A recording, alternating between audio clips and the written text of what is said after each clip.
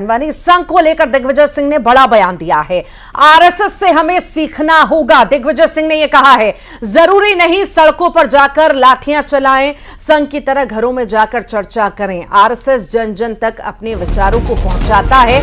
RSS के मुरीद हुए हैं दिग्विजय सिंह और तारीफ करते हुए भी नजर आए। उन्होंने कहा कि हमें आरएसएस से सीखने की बहुत ज्यादा आवश्यकता है। आरएसएस कभी प्रदर्शन नहीं करता और यही हमें सीखने की जरूरत है।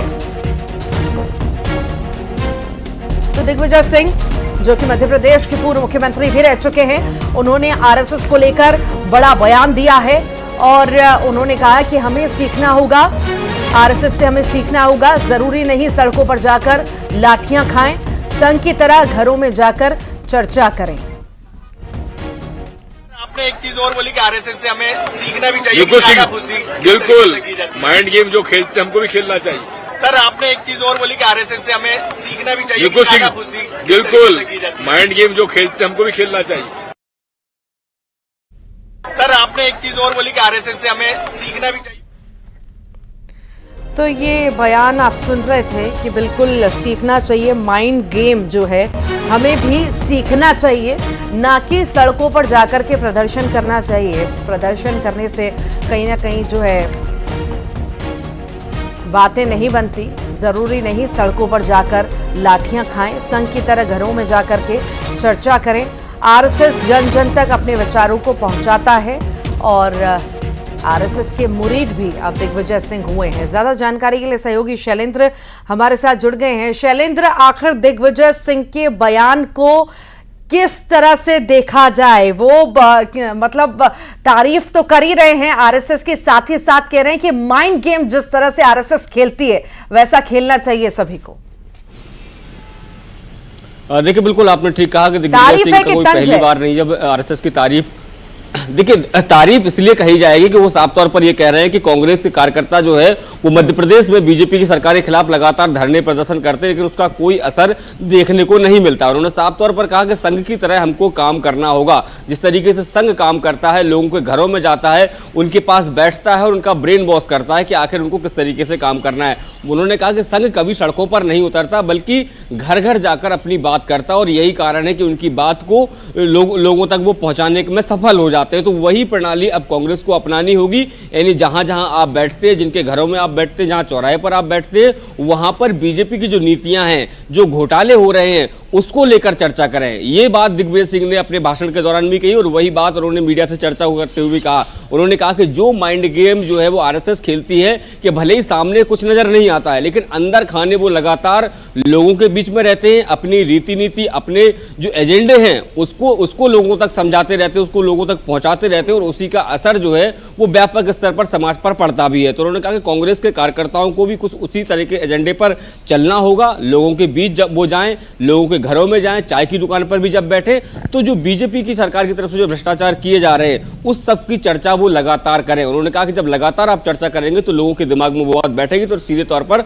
वो आरएसएस की जो कार्यप्रणाली है उस पर उसको जो है वो बेहतर बता रहे हैं कांग्रेस की कार्यप्रणाली से। और यही कारण है कि उन्होंने कहा कि जो माइंड गेम वो खेलते हैं उसी माइंड गेम के अनुसार कांग्रेस को चलना होगा और तभी बीजेपी पर विजय पाई जा सकती है। आपके पास भूपेंद्र गुप्ता जी कांग्रेस से हमारे साथ जुड़ गए हैं। भूपेंद्र जी, बहुत स्वागत है। दिग्विजय सिंह आरएसएस की तारीफ करते हुए नजर आए हैं और उन्होंने कहा है कि जरूरी नहीं है कि सड़कों पर जाकर लाठियां खाएं, माइंड गेम भी बहुत जरूरी है, लोगों से चर्चाएं करना भी बहुत जरूरी है। क्योंकि उन्होंने बात जो है सच्ची बात का उद्घाटन किया है। पिछले 90 साल के इतिहास में संघ ने आज तक जनता का कोई भी आंदोलन नहीं किया, जनता के सरोकारों से उन्होंने कोई संबंध नहीं रखा, लेकिन जो है इसके बाद भी वो जो है अपनी रीच बनाने में, अपनी पहुंच बनाने में सफल हुए। आज 24 लाख विद्यार्थियों के साथ धोखा सरकार ने किया है। 24 लाख विद्यार्थियों का भविष्य बर्बाद किया गया है। उनमें ज्यादातर तो हिंदू हैं और 99% हिंदू हैं।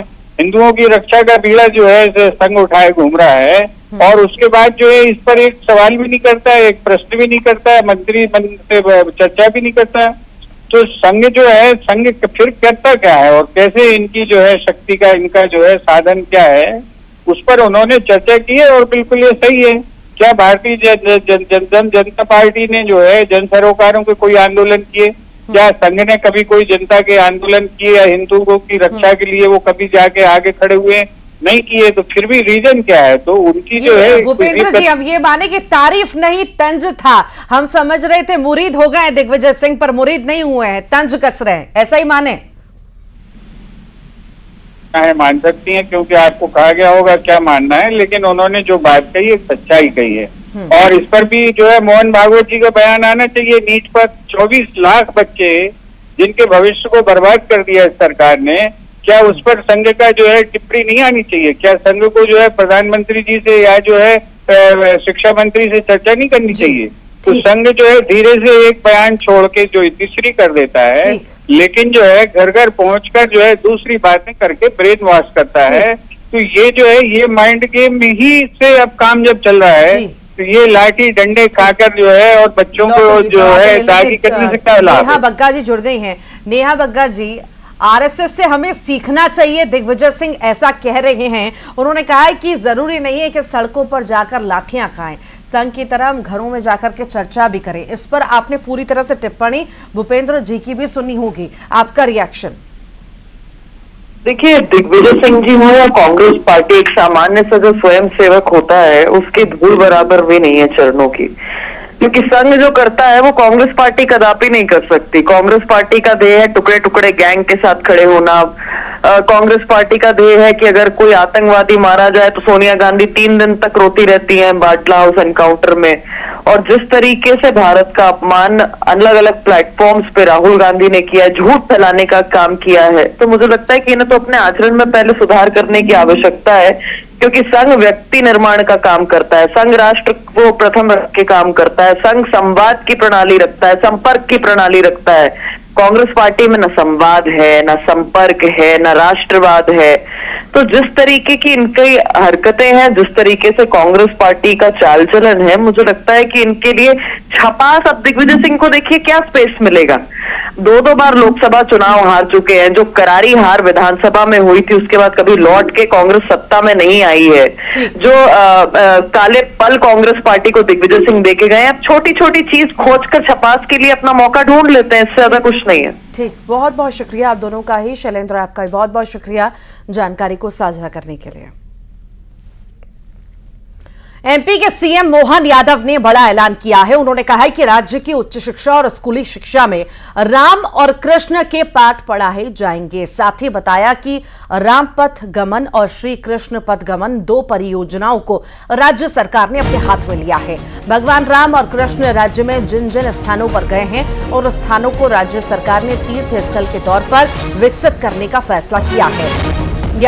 मोहन यादव ने आगामी योजना का जिक्र करते हुए कहा कि भगवान राम और कृष्ण की उपलब्धियों को उच्च शिक्षा और स्कूली शिक्षा के पाठ्यक्रम में भी शामिल करने वाले हैं, क्योंकि बच्चों और छात्रों को राम और कृष्ण की राह बताना जरूरी है। बीजेपी के घोषणा पत्र में भी कृष्ण और राम के जीवन को पाठ्यक्रम में शामिल करने की बात थी। अब सरकार गठन के बाद फैसला लेना शुरू कर दिया है। सरकार ने श्री राम पथ गमन, श्री कृष्ण पथ गमन दोनों बड़े प्रोजेक्ट हाथ में लिए हैं और इन पथ गमन के आधार पर मध्य प्रदेश में भगवान राम किन किन स्थान पे गए हैं, उन प्रत्येक स्थान पर जाकर के उन स्थानों को चिन्हित करके उनको तीर्थ के रूप में विकसित करने का सरकार ने पहली बार में गठन के साथ ही निर्णय किया था।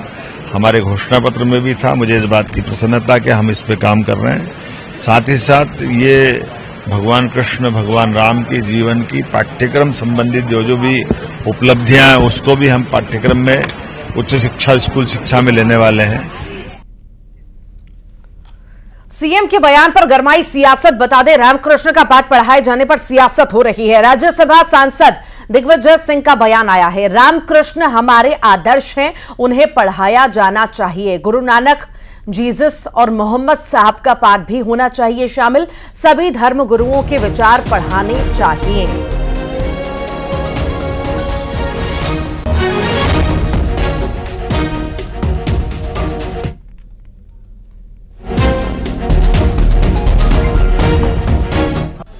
धार्मिक जो आचरण है हमारी आस्था का प्रश्न है और भगवान राम एक आदर्श पुरुष थे पुरुषोत्तम भगवान राम हमारे आदर्श पुरुष थे। कृष्ण भगवान हमारे एक आदर्श, मैं कहता हूं कि ये राजनेता तो मैं नहीं कहूंगा उनको, वो सही प्रकार के एक विचारक थे। मैं इसलिए अगर उनके सही बात पर उनके कैसे एक अच्छा नागरिक। जबलपुर में युवा कांग्रेस कार्यकर्ताओं का प्रदर्शन देखने को मिला। नीट परीक्षा मामले को लेकर प्रदर्शन हुआ।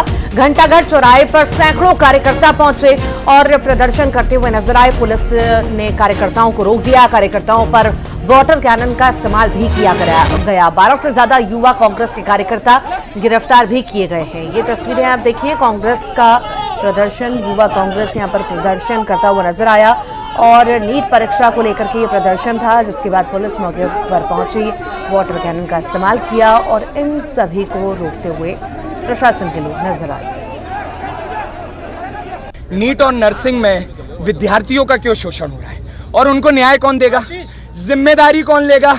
जो नीट में हुआ है, प्रधान जी तो पल्ला झाड़ रहे हैं। ट्विटर अकाउंट देखिए, शर्म नाम का एक भाव भी नहीं है। अरे नैतिकता होती तो नर्सिंग में अभी तक स्कैम दे चुके होते। सीबीआई की जांच में 66 कॉलेज रद्द हुए। मैं एक आवाज उठा रहा हूं उन सभी विद्यार्थियों के लिए कि आपको शामिल होना पड़ेगा अपनी इस लड़ाई में, क्योंकि ये लड़ाई अकेली यूथ कांग्रेस की नहीं, वो हर एक विद्यार्थी की है। 23 लाख लोगों ने नीट का एग्जाम दिया है। 23 लाख, क्या हुआ उनके भविष्य का? भोपाल का जिक्र करेंगे। नीट मामले में जीतू पटवारी ने बयान दिया है, बड़े अधिकारियों पर क्यों नहीं कार्रवाई हो रही है। एनटीए प्रमुख प्रदीप जोशी पर कार्रवाई की मांग की गई है।